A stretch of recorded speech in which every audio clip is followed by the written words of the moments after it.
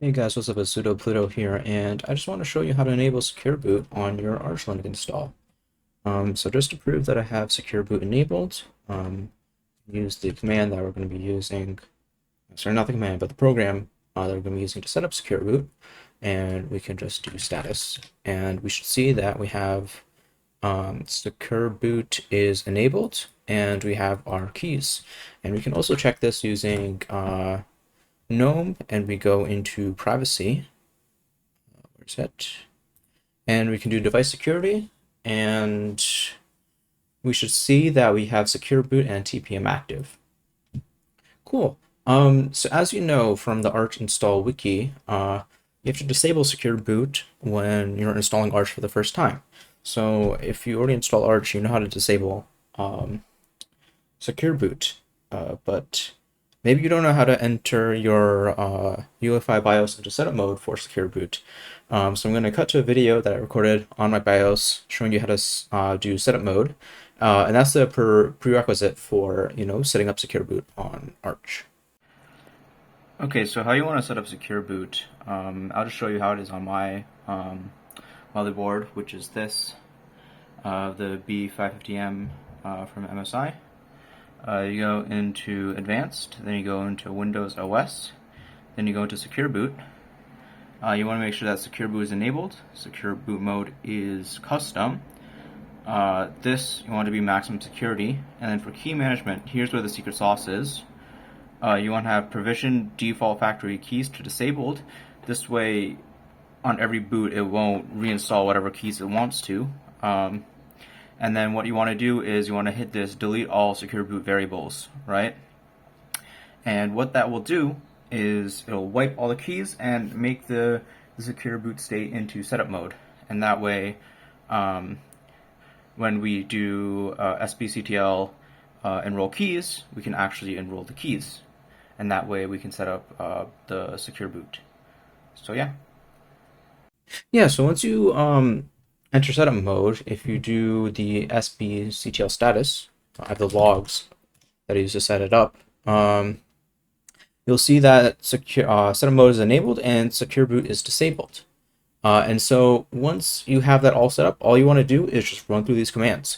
So being root, you want to do create keys, and you want to enroll keys, including the Microsoft keys, and status should show that everything's all right. So going through my logs, you can see I did the same exact thing. So I created keys before, but then I do enroll keys, and everything is good.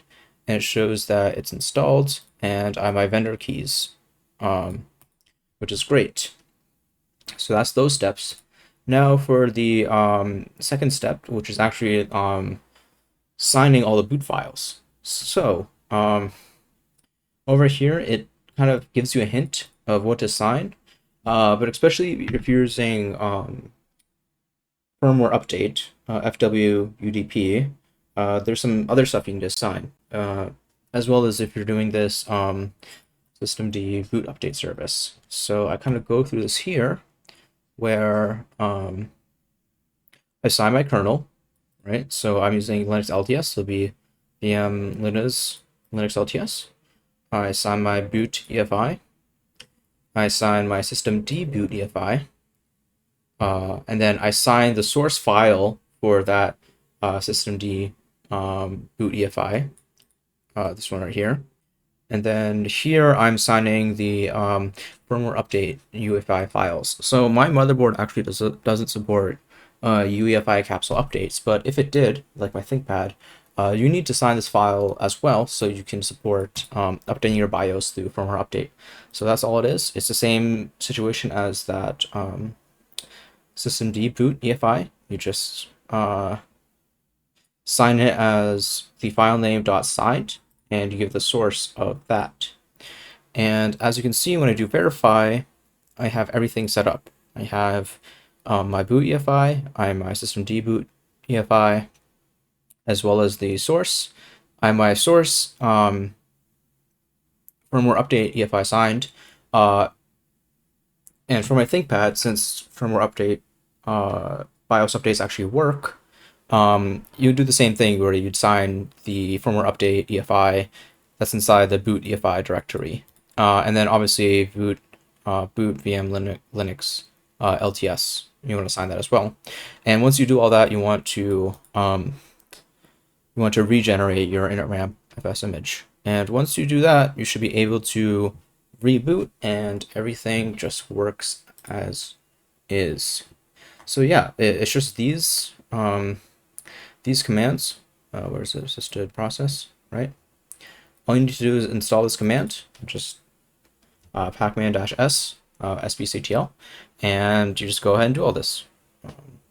And obviously, if you're using TPM for your full disk encryption unlock, you want to reboot, enter in your password, and then do a crypt setup. You'll want to do this, basically. This is like your new secure boot state, having secure boot enabled. Hopefully you found this video short and sweet and informative. And yeah, this is sudo out. See you guys later.